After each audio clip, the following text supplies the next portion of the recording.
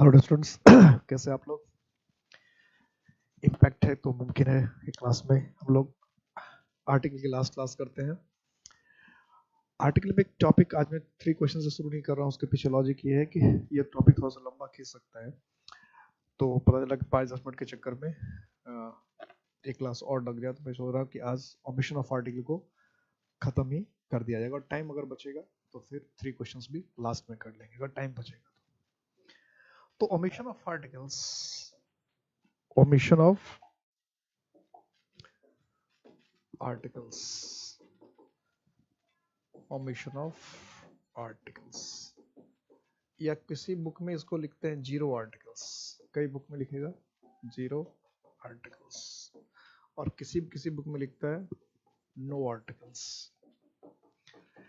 इसको पहले समझ लीजिए है क्या, ये क्या कंसेप्ट है। इस कंसेप्ट का मतलब ये होता है, इस कंसेप्ट का ये मतलब है कि कई ऐसे कंडीशंस हैं जहां पे आर्टिकल आपको लगाना ही नहीं चाहिए, और अगर आपने आर्टिकल लगा दिया तो वो सेंटेंस आपका गलत हो जाएगा।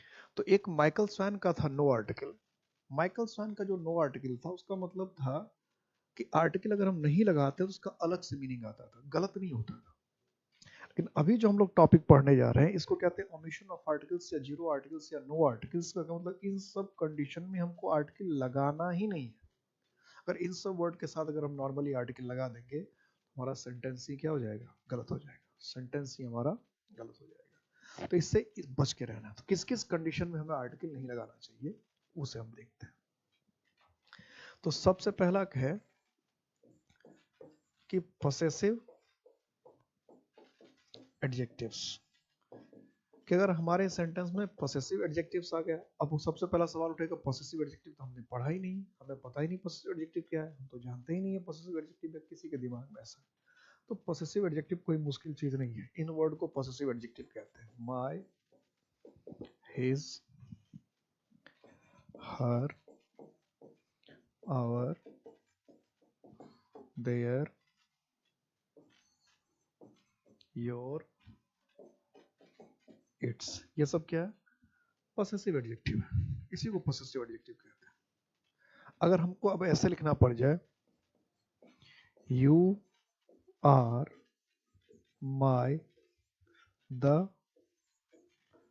बेस्ट फ्रेंड, तो भले आपने ये पढ़ा था, बताया था यूज ऑफ द में कि हम, और यूज ऑफ आर्टिकल्स में सिर्फ द की बात नहीं होती है, कोई भी आर्टिकल नहीं आएगा, ये ध्यान रखिए। यूज ओमिशन ऑफ आर्टिकल्स हम पढ़ रहे हैं तो इसका मतलब ए एन द, मतलब कोई भी आर्टिकल नहीं आएगा, कोई भी, ना ए आएगा ना एन आएगा ना कोई भी आर्टिकल। ओमिशन ऑफ आर्टिकल्स का मतलब किसी तरह का आर्टिकल आएगा ही नहीं, किसी तरह का आर्टिकल का यूज ही नहीं करना। तो अगर माय आ गया, पॉसेसिव एडजेक्टिव आ गया, तो किसी तरह का आर्टिकल नहीं आना चाहिए, आना ही नहीं चाहिए, कोई भी नहीं आएगा, चाहे सुपरलेटिव डिग्री है चाहे कुछ भी है। तो पॉसेसिव एडजेक्टिव के साथ कोई भी आर्टिकल नहीं आएगा, कोई भी आर्टिकल, ना ए आता है ना एन आता। ओमिशन ऑफ आर्टिकल्स का मतलब ही है कोई भी आर्टिकल नहीं, यानी कि सिर्फ यूज ऑफ द नहीं होना है कि द नहीं आएगा, ऐसा नहीं। 0 आर्टिकल्स का मतलब है कोई भी आर्टिकल नहीं आएगा, ना तो ए आएगा ना एन आएगा और ना ही द आएगा, कोई भी आर्टिकल नहीं आएगा। ओमिशन ऑफ आर्टिकल्स का मतलब क्या, कोई भी आर्टिकल नहीं आएगा। कहाँ कोई भी आर्टिकल नहीं आएगा, तो अगर हमारे सेंटेंस में कोई पॉसेसिव एडजेक्टिव आ गया है, my, his, your, our, their आ गया, तो इसके साथ हमें कोई भी आर्टिकल की जरूरत नहीं है, पहला कंडीशन। सेकंड कंडीशन, सेकंड है डिस्ट्रीब्यूटिव एडजेक्टिव। अब फिर इसमें लोग यही कहेंगे अभी तो डिस्ट्रीब्यूटिव एडजेक्टिव हमें तो पता ही नहीं है, डिस्ट्रीब्यूटिव एडजेक्टिव हम किसको कहते हैं, ये तो हम जानते ही नहीं है। तो जान लीजिए, नहीं जानते हैं तो डिस्ट्रीब्यूटिव एडजेक्टिव को जान लीजिए कि ये जो है each, every, either और neither, इसी को हम लोग क्या कहते हैं, इसी को डिस्ट्रीब्यूटिव एडजेक्टिव कहते हैं, each, every। तो अगर हम सपोज करो कि ऐसे लिख दिया, an each boy has come, तो गलत हो गया। ये हमने लिख दिया the neither question is difficult, the neither question is difficult, the neither question is difficult, दोनों गलत हो गया। तो यहाँ जो हमने एन का इस्तेमाल किया ये गलत हो गया, इसमें जो हमने दा का इस्तेमाल किया ये गलत हो गया। अब जैसे एन हटेगा तो ये ईच का ई कैपिटल हो जाएगा, जैसे दा हटेगा तो एन का क्या होगा, कैपिटल हो जाएगा।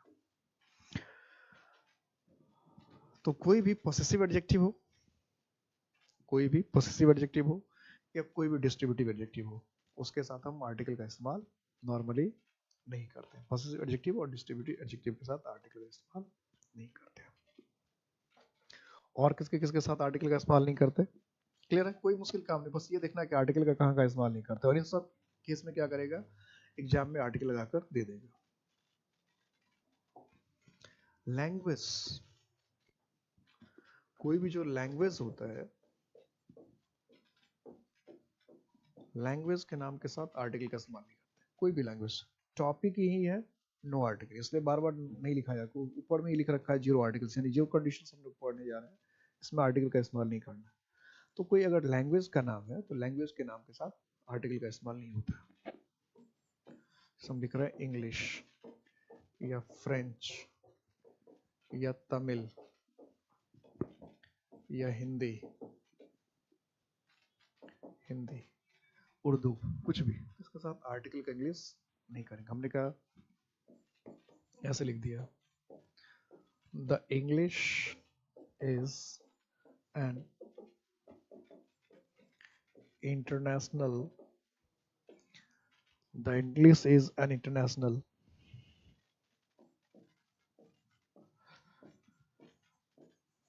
Language.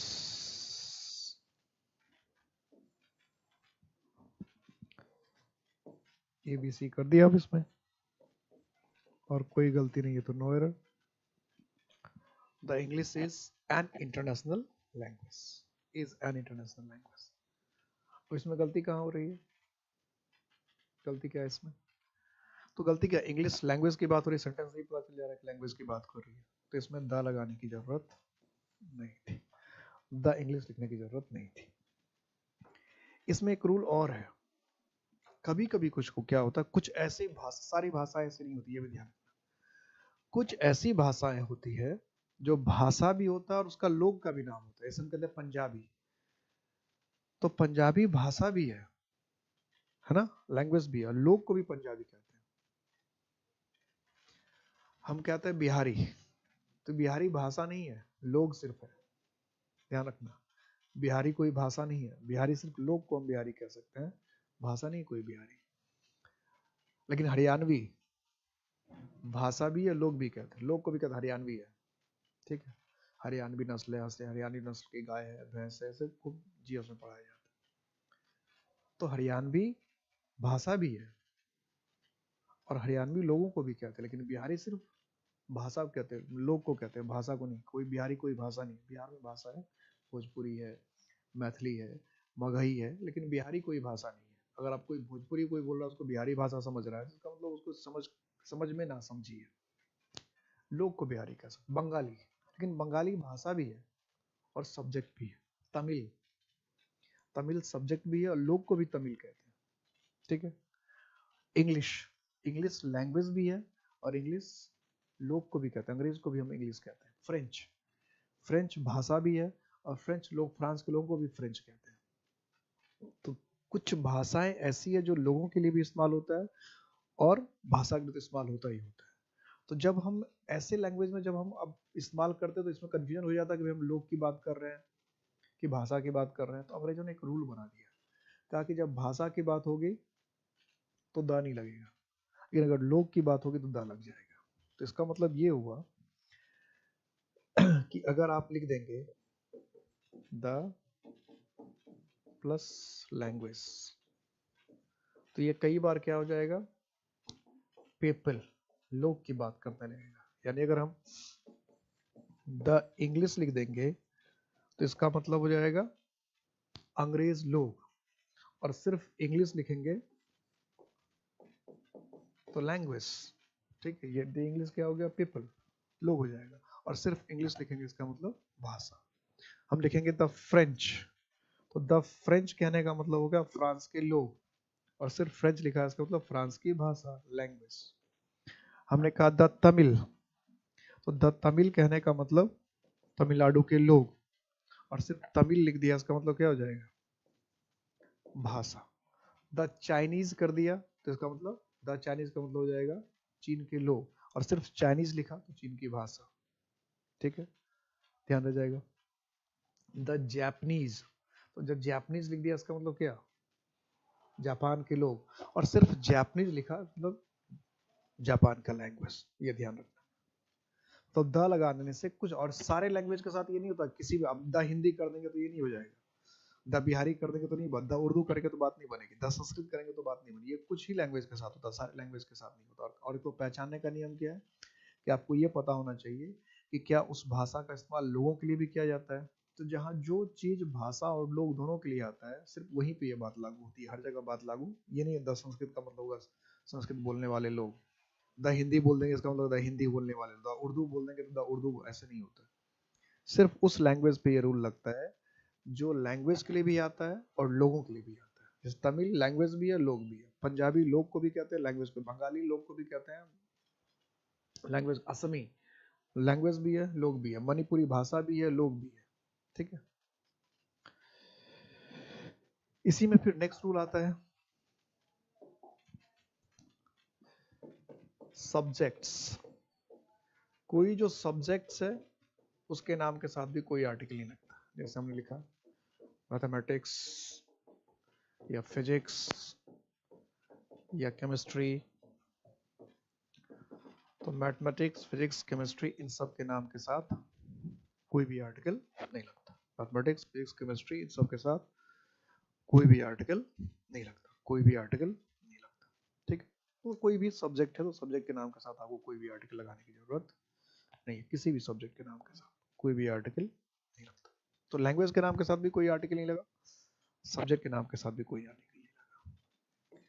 Next, sports and games. कोई खेल कूद है तो उसके नाम के साथ भी आपको द नहीं लगाना कि हम लिख दे द क्रिकेट, तो ये क्या है, गलत है। या हम लिख दें द हॉकी, ये क्या है, गलत है। तो सिर्फ हमें क्या लिखना चाहिए, football, hockey, cricket, baseball, tennis, जो भी है। तो कोई स्पोर्ट्स गेम्स है तो उसके नाम के साथ भी दी नहीं लगाते, स्पोर्ट्स गेम के नाम के साथ भी दी नहीं लगाते।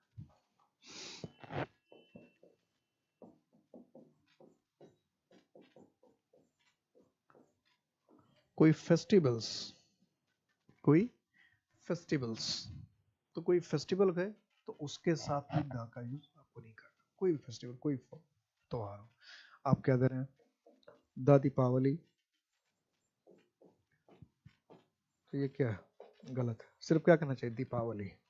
The Eid, the Dussehra, the Holi, the Christmas, सब गलत है। तो किसी भी जो फेस्टिवल का नाम है तो उस फेस्टिवल के नाम के साथ द नहीं लगता। द दीपावली किया, द होली किया, द ईद किया, द बकरीद किया, तो क्या हो, गलत हो जाएगा, सबका द हटेगा, सबका द हटेगा। तो किसी भी फेस्टिवल के साथ द नहीं। हाँ, फेस्टिवल को अगर पर्टिकुलर करना हो, फेस्टिवल को क्या करना हो,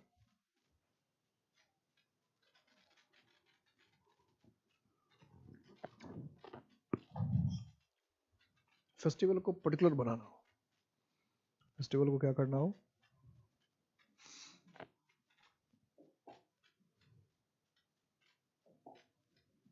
फेस्टिवल को अगर हमें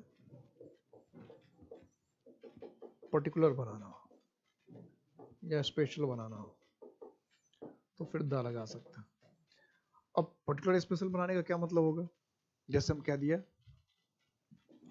द दीपावली हॉलीडेज, तब द लगेगा। या the Deepavali break, the Deepavali vacation, या हमने कहा द दशहरा वेकेशन, या द दशहरा हॉलीडेज, या द ईद ब्रेक, या द ईद हॉलीडेज, अगर ईद के दिन पे 2 3 4 5 दिन की छुट्टी हो गई तो इस तरह से जब ईद ब्रेक कहना है या बकरीद ब्रेक कहना है या दीपावली हॉलीडेज कहना है या होली हॉलीडेज कहना है, तो फिर इसमें हम क्या करते हैं, द का इस्तेमाल कर लेते हैं, द का इस्तेमाल किया जाता है। ठीक है, तो पर्टिकुलर बनाने के लिए किया जाता है, ऐसे नहीं किया जाता। जब तक हम पर्टिकुलर नहीं बनाना चाहते तब तक नहीं करते। तो लैंग्वेज के नाम के साथ नहीं किया, सब्जेक्ट के नाम के साथ नहीं किया, सीजन्स फेस्टिवल्स के ये फेस्टिवल्स के साथ नाम नहीं किया, और स्पोर्ट्स गेम्स के साथ नहीं किया। साथ साथ सीजन्स, कोई भी जो सीजन है, सीजन है तो सीजन के नाम के साथ भी कोई आर्टिकल नहीं लगता है। जैसे हमने क्या सीजन क्या हमारे से विंटर है, ऑटम है, स्प्रिंग है, समर है, तो लगा I met him in the spring, कि मैं उसको बसंत ऋतु मिला था। स्प्रिंग का मतलब क्या होता है, बसंत। विंटर का मतलब क्या है, शरद। समर का मतलब क्या होता है, गर्मी। ऑटम का मतलब क्या होता है, पतझड़। तो I met him in the spring, कि मैं तो उसको बसंत ऋतु में मिला था, बसंत के मौसम में मिला था, तो अलाउड नहीं होता है। तो सीजन के नाम के साथ कोई भी आर्टिकल नहीं लगाते, सीजन के नाम के साथ कोई भी आर्टिकल नहीं लगाया जाता है, सीजन के नाम के साथ कोई आर्टिकल नहीं लगाते। हाँ, इस पर सीजन को पर्टिकुलर बना रहा हूँ। अब इसको भी पर्टिकुलर बनाने का मन हो रहा है आपको, पर्टिकुलर या स्पेशल, इसको भी पर्टिकुलर या स्पेशल बना देना चाह रहा है। अब पर्टिकुलर स्पेशल कैसे बनेगा, फिर उसी तरह से कुछ ऐड कर दिया, एक्स्ट्रा वर्ड ऐड कर दिया, फिर द लगा लीजिए। जैसे आपने कहने का मन हुआ, द विंटर ब्रेक, ये हमने कहा द ऑटम हॉलीडेज या the summer holidays, the summer camp, the summer vacation, और ऐसे ऐसे वर्ड तो काफी सुने होंगे, the summer camp, the summer vacation, the winter camp, the winter vacation, काफी आता है।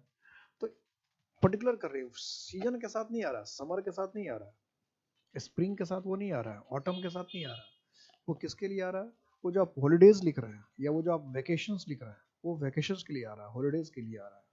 किसके लिए आ रहा है, वेकेशंस के लिए आ रहा है, हॉलीडेज के लिए आ रहा है। इस बात को ध्यान रखना, वेकेशंस के लिए और हॉलीडेज के लिए ध्यान में रखेंगे इसको।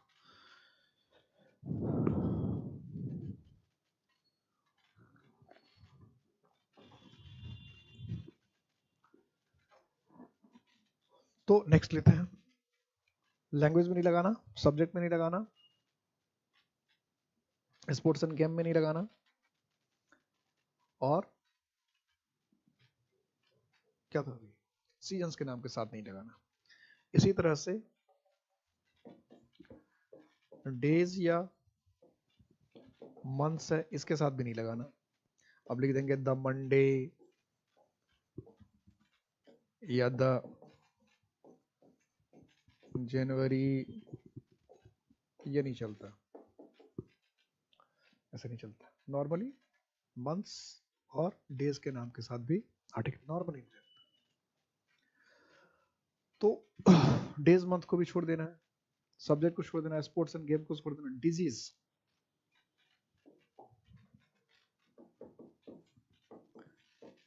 बीमारी जो है, जो बीमारियां हैं, डिजीजेस है, तो डिजीज के नाम के साथ भी, डिजीज के नाम के साथ भी किसी आर्टिकल का इस्तेमाल नहीं करना। कोई डिजीज है, कोई बीमारी है, तो डिजीज बीमारी के नाम के साथ भी किसी आर्टिकल का इस्तेमाल नहीं करना। ठीक है, जैसे हम द डायबिटीज नहीं लिखते या द कैंसर नहीं लिखते। अगर लिख रहे हैं तो ये क्या है, गलत है। कोई भी है, द एड्स है, द हेपेटाइटिस बी है, कोई भी है, तो कोई भी अगर डिजीज का नाम है तो डिजीज के नाम के साथ भी आर्टिकल का इस्तेमाल नहीं करते, कोई बीमारी का नाम। अब कुछ ऐसे कंडीशंस, ये तो नॉर्मल कंडीशंस है जहाँ के आपको द से बचना चाहिए, बिल्कुल नॉर्मल सामान्य कंडीशन है। और इससे एग्जाम में आएगा कि सब्जेक्ट का नाम है, लैंग्वेज का नाम है, स्पोर्ट्स एंड गेम्स का नाम है, सीजन्स का नाम है, डेज मंथ्स का नाम है। ये कई बार आ जाता है, इसमें द लगा देते हैं। और किस कंडीशन में लगा ये भी देखा आप, जैसे आपने पर्टिकुलर बनाने की कोशिश किया तो द लग भी जाता है। और क्या ध्यान रखना है, जैसे कुछ वर्ड्स हैं, कुछ वर्ड्स हैं, पहले एक रूल और देख लेते हैं, फिर उसकी बात करते हैं हम लोग।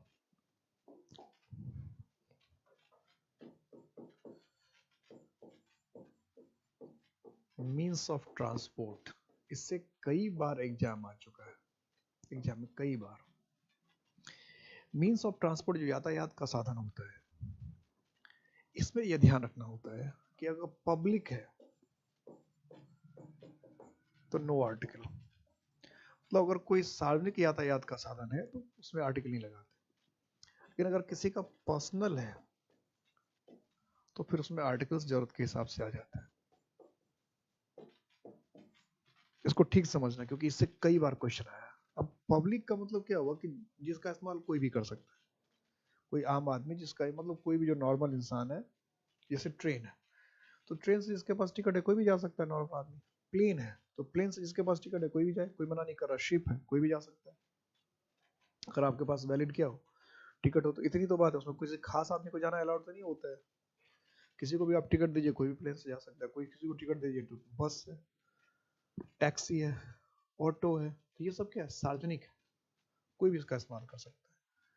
तो जो पब्लिक मीन्स ऑफ ट्रांसपोर्ट होता है उसके साथ कभी भी दानी कोई भी आर्टिकल नहीं आता। जैसे हमने कह दिया, ऐसे दिया कि the rich travel by the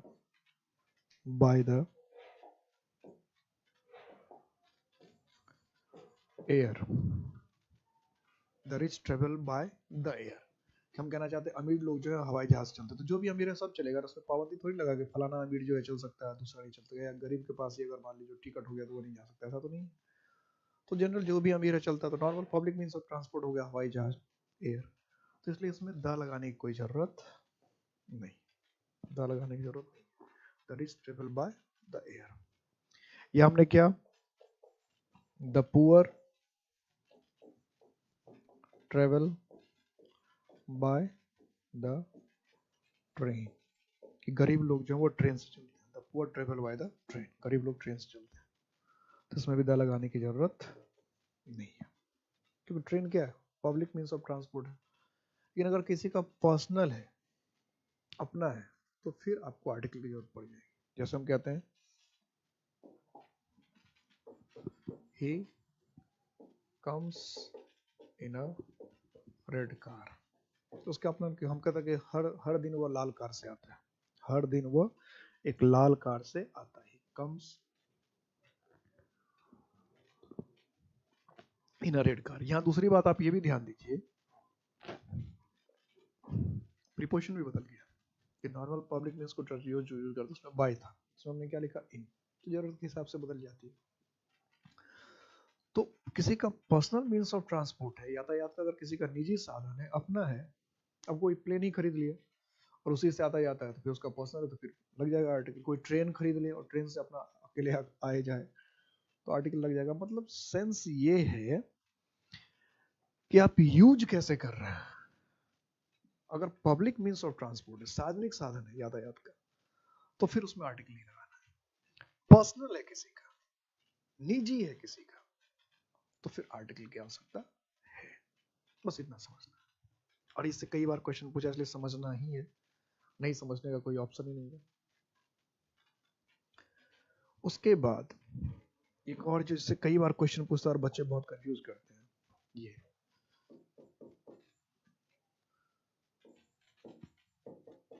articles. वैसे है तो ओमिशन ऑफ आर्टिकल्स, लेकिन चूंकि इसको सेंटेंस बना के इसलिए लिखना पड़ता है, तो बाद में समझ में नहीं आती, इसलिए सेंटेंस बना के लिखना। Articles are not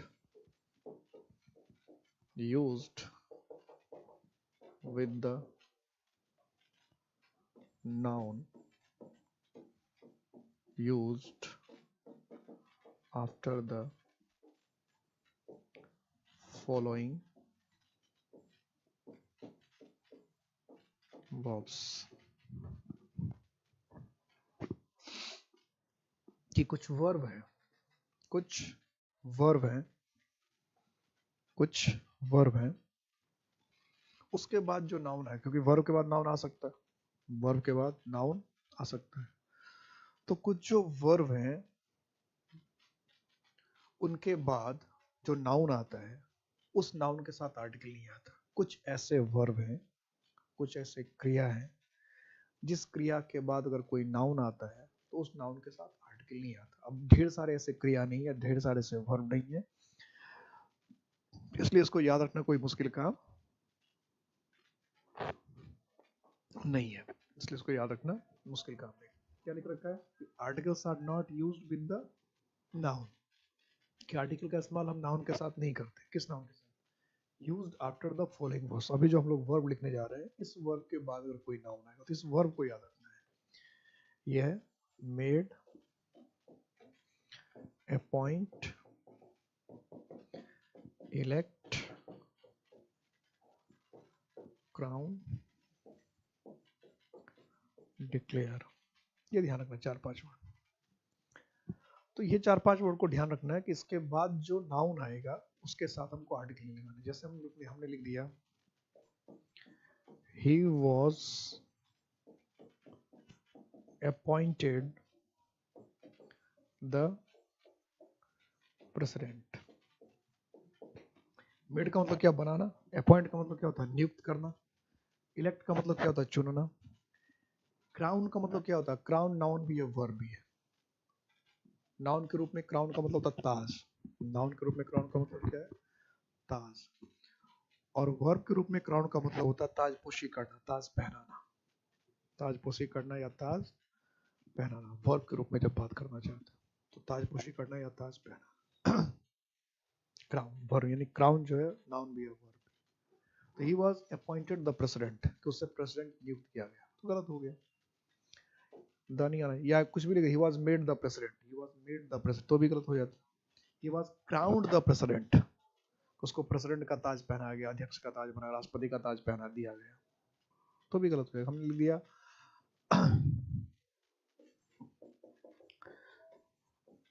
Aishwarya was crowned the Miss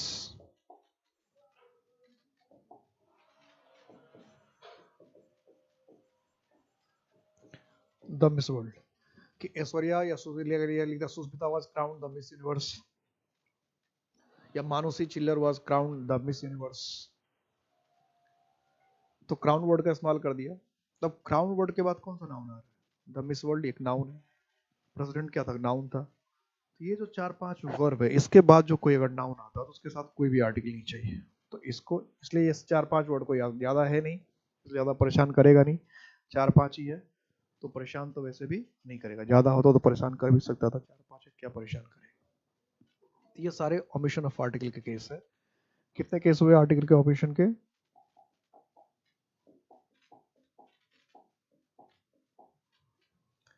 1, 2, 3, 4, 5, 6, 7, 8, 9, 10,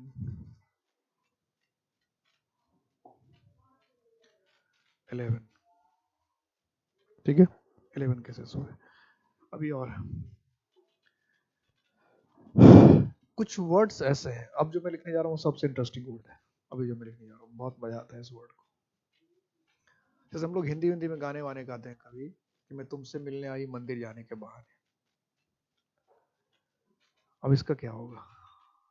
तो इंग्लिश बहुत ही डिफरेंट यूज है यहाँ पे। इंग्लिश क्या आता है कि कुछ वर्ड्स ऐसे होते हैं जिसका जिस काम के लिए इस्तेमाल किया आपने, उसी के लिए जो जो जो उसका पर्पस है आप उसी के लिए इस्तेमाल कर रहे हैं, तो फिर आर्टिकल की जरूरत नहीं है। और किसी और पर्पस से अगर आपने इस्तेमाल कर दिया तो फिर आर्टिकल चाहिए। यानी मंदिर अगर पूजा पाठ की जगह है तो आर्टिकल की जरूरत नहीं है, और मंदिर आपने मिलने जुलने की जगह बना लिया तो फिर उसको आर्टिकल की जरूरत है, शुद्धिकरण की जरूरत है।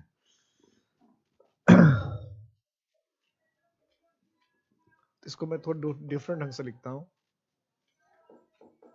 The following words give different meanings with and without articles।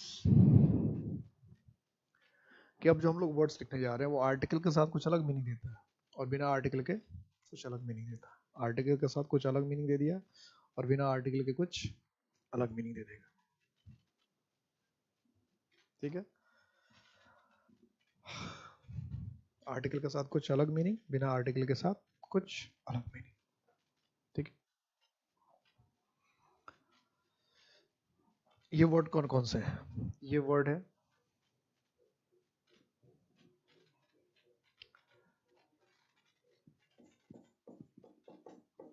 Prison, prison,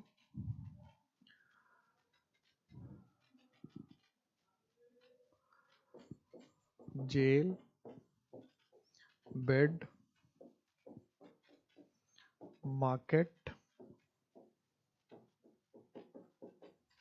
hospital, school, college, church, court.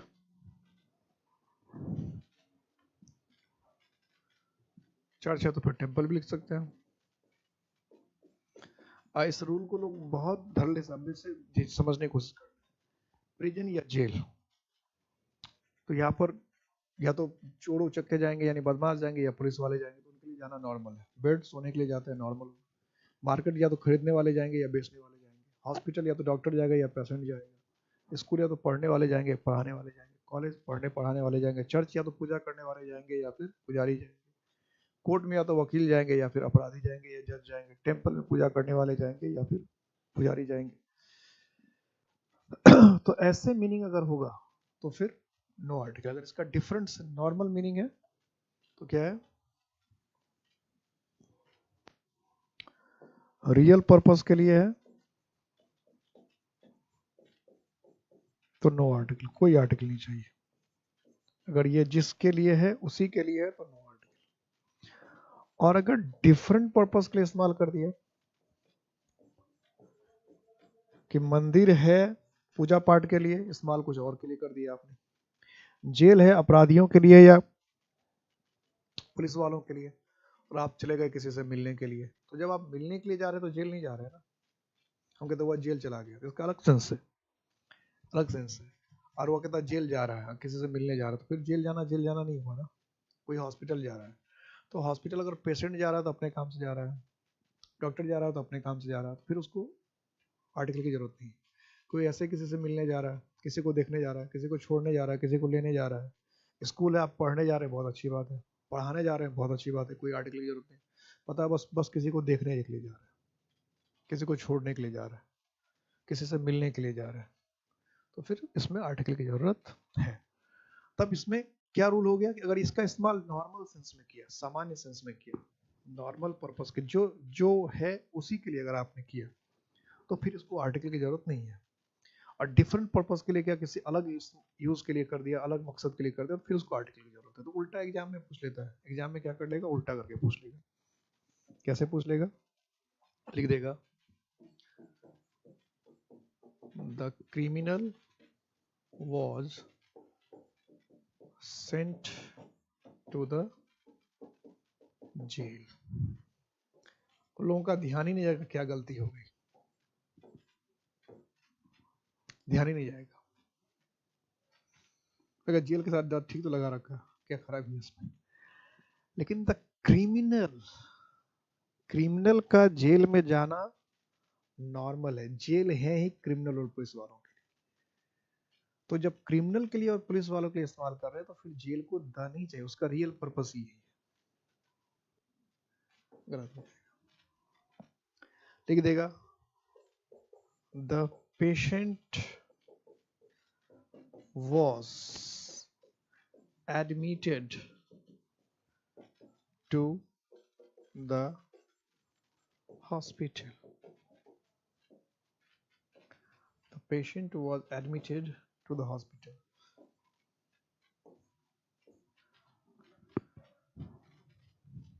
तो गलत है, पेशेंट हॉस्पिटल ही जाएगा, डॉक्टर्स हॉस्पिटल ही जाएंगे।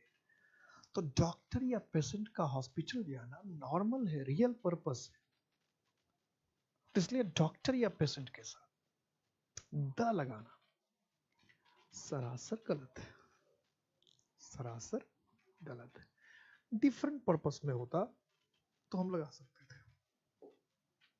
जैसे हमने कहा I am going to school to drop my sister या डॉटर या जो भी है, गर्लफ्रेंड, कोई भी हो सकता है, मदर, मान लो मम्मी आपके स्कूल में पढ़ाती है तो मम्मी को छोड़ने जा रहे हैं, हो सकता है पॉसिबिलिटी है। तो I am going to school to drop my sister या I am going to school to drop my brother या I am going to school to drop my girlfriend या कुछ भी जो भी करना, I am going to school. तो यहाँ इसका मतलब आप स्कूल पढ़ने पढ़ाना, आप तो नहीं जा रहे हैं, कम से कम आपका स्कूल जाने का मकसद जो है वो कम से कम पढ़ना पढ़ाना नहीं है। तो इसलिए आपको इसमें क्या करना चाहिए था, इसमें बी में गलती हो गया, इसमें क्या इस्तेमाल करना चाहिए, द का इस्तेमाल करना चाहिए। ठीक है, द का इस्तेमाल करना चाहिए। क्लियर है, यहां तक बात समझ में आ गई। ये सबसे इंपॉर्टेंट टॉपिक था, ये इससे कई बार एग्जाम में क्वेश्चन पूछा और लोग इस पर ध्यान नहीं देते। एक सबसे इंपॉर्टेंट जो रूल है, रूल क्या है, ये इंपॉर्टेंट रूल ऐसे भी जानना है कि लैंग्वेज के लिए जाने ना जाने, कॉमन सेंस के लिए जानना है और एग्जाम में भी कई बार आता है। वो ये है कि गॉड वर्ड के साथ कभी आर्टिकल नहीं लगाते, नो आर्टिकल। खास करके जो कैपिटल गॉड लिखते हैं, कैपिटल गॉड कहने का मतलब हुआ कि गॉड दो तरह से लिखा जाता है, एक कैपिटल गॉड लिखा जाता है, एक स्मॉल गॉड लिखा जाता है। तो जो कैपिटल गॉड लिखा जाता है वो पूरी दुनिया में एक ही है, पूरी दुनिया के लिए, जिसका परमपिता परमेश्वर कहें, सच्चिदानंद कहें, अल्लाह कहें, खुदा कहें, गॉड कहें, जो भी कहें, जो एक ही है, जो दूसरा नहीं है। अगर अल्लाह का मतलब आप समझ रहे कोई ऐसा व्यक्ति है जो मुसलमानों को बनाया और हिंदू को नहीं बनाया, फिर तो आपके अल्लाह में प्रॉब्लम है। गॉड का मतलब आप समझ रहे हैं क्रिश्चियन को बनाया और हिंदू मुसलमान को किसी और ने बनाया, हिंदू में किसी को, तो गॉड में प्रॉब्लम है। आप अपना परम पिता परमेश्वर कहते हैं, सच्चिदानंद कहते हैं, और आपको लगता है कि हिंदुओं को तो उन्होंने बनाया और मुसलमान को किसी और ने बना दिया है, या सिख को किसी और ने बना दिया, या फिर क्रिश्चियन को किसी और ने बना दिया, तो फिर उस भगवान की बात नहीं हो रही। उस भगवान की बात हो रही है जो हर धर्म के लोग उसी को मान रहे हैं, एक को मानते हैं, लेकिन नाम अपना अलग अलग करके पता नहीं क्यों लड़ते करते रहते। जो परमपिता परमेश्वर है, ऑलमाइटी है, गॉड है, उसके साथ कभी दा नहीं लगता, कभी नहीं लगता, और वो हमेशा जी कैपिटल में भी लिखा जाता है, उसका जी हमेशा कैपिटल में। तो आप ये नहीं कह सकते I believe in the God, ये द क्या है, गलत है। तो गॉड जो परमपिता परमेश्वर है, जो सबका मालिक है, जो सबका मालिक है, उसके साथ हम आर्टिकल का इस्तेमाल नहीं करते, उसके साथ आर्टिकल का इस्तेमाल नहीं किया। ठीक है। और गॉड जब स्मॉल में लिखते हैं, छोटा लिखते हैं, तो आप लगा लीजिए उस जो जब स्मॉल गॉड लिखते हैं, इसका मतलब कोई भी हो सकता है, राम, कृष्ण, जीसस क्राइस्ट, पैगंबर साहब, जो भी जिसको जिसको मानना, कोई गौतम बुद्ध, नानक साहब, कोई भी। जब किसी व्यक्ति को आप भगवान मानते हैं तो फिर उसके साथ आप द लगा लीजिए, और फिर उसका जी स्मॉल भी लिखा जाता है, द इसका स्मॉल लिखा जाता है। कि जो परमपिता परमेश्वर है, जो सबके मालिक है, उसके लिए द स्मॉल कैपिटल लिखा जाता है। इसके अलावा ये भी ध्यान रखिएगा कि मैन में भी और सोसाइटी में भी और नॉर्मली पार्लियामेंट में भी, नॉर्मली इन तीनों वर्ड के साथ आर्टिकल नहीं लगता, नॉर्मली नहीं लगता। यहाँ मैन का मतलब ऑल होता है, मैन, वुमेन, चाइल्ड, सब।